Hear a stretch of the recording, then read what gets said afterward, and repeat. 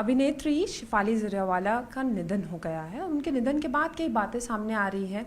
कभी कहा गया कि उनको कार्डियक अरेस्ट हो गया है, कभी बताया जा रहा है कि वो एक एंटी एजिंग ट्रीटमेंट ले रही थी जिसके ज़रिए ये हुआ है। तो सीधा डर्मेटोलॉजिस्ट से समझते हैं और सीनियर डॉक्टर से समझते हैं कि आखिर में क्या हुआ होगा और ये जो ट्रीटमेंट है ये कितना सेफ़ होता है, कितना नहीं। तो हमारे साथ डॉक्टर ऋषि हैं। सर, सबसे पहले तो मैं जानना चाहूँगी, अभी तक ये बताया जा रहा है और अज्यूम किया जा रहा है कि ये हुआ होगा, ये हुआ होगा, लेकिन ये बात सामने कहीं ना कहीं आ रही है कि उनको कार्डियक अरेस्ट हुआ। फिर ये बताया जा रहा है कि वो एक ट्रीटमेंट ले रही थी, वो फास्टिंग में थी और उसके बाद उन्होंने इंजेक्शन लिया, तो ये उसका साइड इफ़ेक्ट है। आप किस तरीके से इसको बताएंगे कि क्या ऐसा हो सकता है?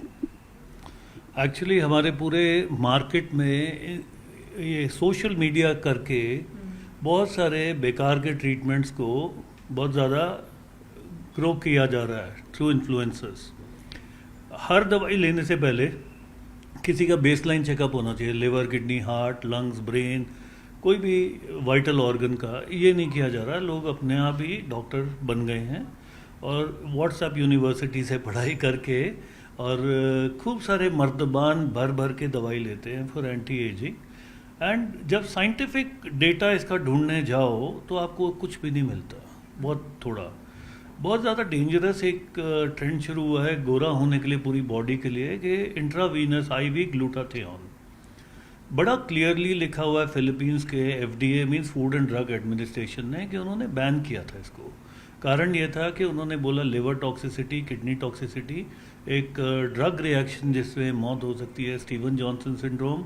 उन्होंने बोला विटामिन C के साथ अगर इसको दिया जाए तो किडनी स्टोन्स भी बनते हैं। उसके बाद एक और चीज़ आप समझिए, जब आप इंटरनेट से दवाई लेते हैं, it is not standardize medicine. कोई बड़ी कंपनी नहीं है, कोई भी, सारे लोग बोल रहे हैं हमारी दवाई बेस्ट है। तो वो इंट्रावीनस जब आप ले रहे हैं तो हेपेटाइटिस B, हेपेटाइटिस C और आपको वेरियस जो ब्लड बोर्न डिजीज़ होती हैं वो आपको हो सकती हैं एंड एब्सोल्युटली लाइफ थ्रेटनिंग होती है। अब ये तो वहाँ के डॉक्टर जज करेंगे कि कैसे डेथ हुई, लेकिन मेरी तरफ से अगर आपने ये क्वेश्चन पूछा है कि एक पूरा बाज़ार या मंडी है इन सारे प्रोडक्ट्स की जिनकी साइंटिफिक वैलिडेशन नहीं हुई, ड्यू डिलिजेंस से जो ट्रीटमेंट करने से पहले आपको जो ध्यान रखना चाहिए वो नहीं हो रहा। अंधाधुंध लोग खा रहे हैं।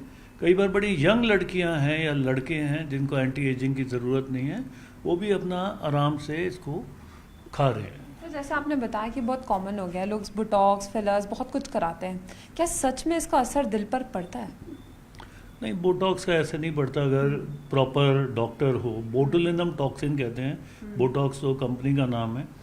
एंड फिलर तब कराना चाहिए जब बहुत ज़रूरत हो, एकदम एक्सपर्ट होना चाहिए, क्योंकि अगर ब्लड वेसल में चला गया तो क्लॉट दे सकता है और उसमें आँख जा सकती है और वेरियस पैरालिसिस हो सकता है। तो हमें बड़ा डरना चाहिए। अगर फिलर भी लगवा रहे हैं तो ट्रेन डॉक्टर से लगवाना चाहिए जिसका कोई नाम हो। और यूज़लेस ट्रीटमेंट, मेरे पास 22 साल की लड़कियां आती हैं, वो कई किस्म के सीरम लगा रही होती हैं एंटी एजिंग। तो हम उनसे बोलते हैं कि 22 पे अगर आप यंग नहीं हैं तो फिर कब होंगे। तो बहुत सारे प्रोडक्ट्स इंटरनेट से ख़रीदते हैं, इंस्टाग्राम से ख़रीदते हैं। क्या ये डेंजरस हो सकते हैं? आजकल आप देख ही रहे हैं कि जिम के सप्लीमेंट्स मिल रहे हैं, कितनी प्रोटीन जाननी चाहिए पता नहीं, उनकी क्वालिटी क्या है पता नहीं। एंड डॉक्टर्स को इन्होंने साइडलाइन करके बीच में अपने आप ही डॉक्टर बने हुए हैं कई एक्सपर्ट्स, और खूब सारे फॉलोअर्स उनके हो गए हैं, हेल्थ ब्लॉग्स निकलते हैं। एजुकेशन जब उनकी पूछें तो एजुकेशन नहीं है, सिर्फ ग्लिप टॉकर कहते हैं इंग्लिश में, कि बातें करने में तेज़ हैं, बाकी तो कोई तथ्य नहीं है। जैसे आपने बताया कि ये हार्मफुल तो होते हैं, लेकिन ये भी बताया जा रहा है कि वो 8 साल से ट्रीटमेंट ले रही थी। क्या इसका भी असर पड़ता है कि अगर आप बहुत लंबे समय से कोई ट्रीटमेंट ले रहे हैं तो क्या उसका भी एक साइड इफ़ेक्ट होता है? देखिए, ये मैं फिर रिपीट करूंगा कि हमें पता नहीं है कि किस वजह से डेथ हुई है, लेकिन कोई भी ट्रीटमेंट अगर करते हैं उसका कोई आदि और अंत होना चाहिए। शुरुआत की है, उसको एंड भी करना चाहिए। बड़े बड़े कनस्तर लेके, इतने बड़े बड़े डब्बे लेके जिम की सप्लीमेंट्स लोग खाते हैं, जिसका मतलब 5-5 किलो के डब्बे प्रोटीन के लोग खा रहे हैं। I think after all digest तो वो किडनी और लिवर के थ्रू ही हो रहा ना। तो क्या हार्ट पे असर पड़ेगा? यस, पड़ सकता है, major organs of the body है। सर हम अजम्पशंस की बात कर रहे हैं, लेकिन अगर फास्टिंग में जैसे कोई रहता है तो शुरू से कहा जाता है कि कोई भी मेडिसिन है तो आपको फास्टिंग में नहीं लेना चाहिए अनलेस एंड अनटिल वो मेडिसिन आपको खाली पेट बताइए। तो क्या ऐसी ट्रीटमेंट का भी प्रॉब्लम होती है कि अगर आप ले लेते हैं तो क्या उसका साइड इफेक्ट होता है? ये कहना मुश्किल है कि इंट्रावीनस ग्लूटाथियोन खाली पेट लगनी चाहिए या नहीं, क्योंकि आप इंट्रावीनस रूट से दे रहे हैं, इसका कोई पुष्टि नहीं कर सकते हम। लेकिन generally it is unregulated use of medication, जिसके खिलाफ मैं हूँ। अगर आपके सौजन्य से हम ये बोल सकते हैं तो यही बोले कि please be careful about all these medications लेने से पहले, क्योंकि unnatural deaths are on the rise हमारी सोसाइटी में। सर आपके पास आपने जैसे बताया कि कई यंग पेशेंट्स आते हैं, तो क्या वो ऑलरेडी ऐसे कुछ ड्रग्स ले रहे होते हैं, कोई ट्रीटमेंट ले रहे होते हैं, फिर जब आपके पास आते हैं तो आपका क्या रिएक्शन होता है? क्या आप उसको स्टॉप करवा दें? क्योंकि बहुत सारे लोग पता नहीं कहाँ से देख के उनको लगता है कि ये चीज़ उनके लिए वर्क कर चाहिए। ओवर कॉन्फिडेंस और अंडर क्वालिफिकेशन एक घातक चीज़ है, जिसमें थोड़े टाइम बाद सिर्फ मौत ही होगी, क्योंकि ओवर कॉन्फिडेंस लोगों में आ चुका है। इंस्टाग्राम पे पढ़ते हैं, रील देखते हैं, यूट्यूब से देखते हैं, एंड दे आर कन्विंस्ड कि हम सही हैं। मतलब ऊपर से दे आर इनकरेज्ड कि ये वाली चीज़ करिए। सो 20-22 साल की मेरे पास लड़कियां आती हैं जो कि रेटिनॉल पे भी हैं, विटामिन सी पे भी हैं, ग्लूटाथियोन पे भी हैं, हाइलुरोनिक एसिड पे भी हैं, नियासिनामाइड पे भी हैं। तो मुझे नहीं समझ आता कि इसकी ज़रूरत है या नहीं। और जैसे ही आप अगर मना करते हैं तो सोचते हैं कि doctor is old fashioned. So problem ये है कि इन्फ्लुएंसर की ज़्यादा सुनी जा रही है।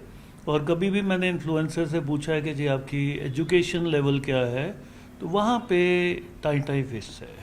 अच्छा सर, जाहिर सी बात है उम्र बढ़ेगी तो दिखेगी चेहरे पे, लेकिन क्या कोई ऐसी रेमेडीज़ हैं, कोई थेरेपीज़ हैं, या ऐसा कोई डाइट इंटेक है जिससे ये ठीक हो सकता है और ऐसे ट्रीटमेंट की ज़रूरत ना पड़े? आप अगर 60s और 70s के हीरो या हीरोइंस को ही देख लें, तब ये सब कहाँ अवेलेबल था। They looked younger, they looked fresher, and a good diet, remaining happy, पूरा दिन टेंशन ना लें, सुबह उठ के योगा करें, एंड गुड डाइट जो आपकी सीजनल वेजिटेबल या फ्रूट्स हैं वो लें। अगर कमी है आयरन की, अगर कमी है B12 की, अगर कमी है विटामिन D3 की, तब लेना है। अगर ज़्यादा आप लेंगे तो आपके किडनी या गॉल स्टोन्स आपके बनेंगे। और कहीं प्रोवन नहीं है, जैसे लोग कोलाजन शेक पीते हैं। अब कोलाजन शेक पी रहे हो, आप भूल जाते हो कि आपके पेट के एसिड ने भी उसको हज़म कर जाना है। क्या कोलाजन शेक के फॉर्म में पिया जा सकता है, या आप एक नॉर्मल सा मिल्क शेक पी रहे हो विच इज़ आर्टिफिशियल फ्लेवर्ड? ये हमें देखना है, क्योंकि जब भी साइंटिफिक पेपर हम पूछते हैं इनसे, साइंटिफिक पेपर्स नहीं है। पूरे के पूरे ग्लूटाथियोन पे 4 पेपर से ज़्यादा नहीं है, वो भी लॉजेंजेस के फॉर्म में और कंपनी स्पॉन्सर्ड ट्रायल के हिसाब से। बड़ी महंगी दवाइयाँ, ये सस्ती नहीं है। There is a huge market which is going on, और डॉक्टर शायद जितना मना करता है, मे बी हम लोग उतने ग्लैमरस नहीं साउंड करते, सो उनको ये लगता है कि नहीं आता। और आजकल सेल्फ मेडिकेशन बहुत ज़्यादा बढ़ गई है, सरकार को कुछ करना पड़ेगा। सर क्या ड्रिंकिंग एंड स्मोकिंग से भी एजिंग वाला प्रॉब्लम होता है, ऐसा कुछ नहीं है? बड़ा ऑब्वियस क्वेश्चन है कि ड्रिंकिंग और स्मोकिंग, इट इज़ नोन। तो कैंसर की फ़ोटो बनी हुई है स्मोकिंग पे, उसके बाद भी मेरे पास लड़के लड़कियां आते हैं, क्या ये ख़तरनाक है या नहीं? बिल्कुल ख़तरनाक है। आपको पता है लिवर कैंसर का सबसे पहला कारण जो सा है वो ड्रिंकिंग है। लिवर सिरोसिस, फैटी लिवर, इनका ड्रिंकिंग है। ब्रेन पे इफ़ेक्ट पड़ता है, हार्ट पे इफ़ेक्ट पड़ता है। हमारे 5 मेजर ऑर्गन हैं, kidney, liver, heart, lungs, brain, इन सब पे इसका असर पड़ता है। तो ये तो पूछने वाला क्वेश्चन जो सा है ऑब्वियस है। I think you are trying to कि मेरे मुंह से निकाले। डॉक्टर ऋषि को सुन रहे हैं जो साफ तौर पर बता रहे हैं कि किस तरीके की डाइट रखनी चाहिए, और ऐसे ट्रीटमेंट्स जो इंसान खुद से करता है वो कहीं ना कहीं आपकी सेहत के लिए घातक साबित हो सकते हैं।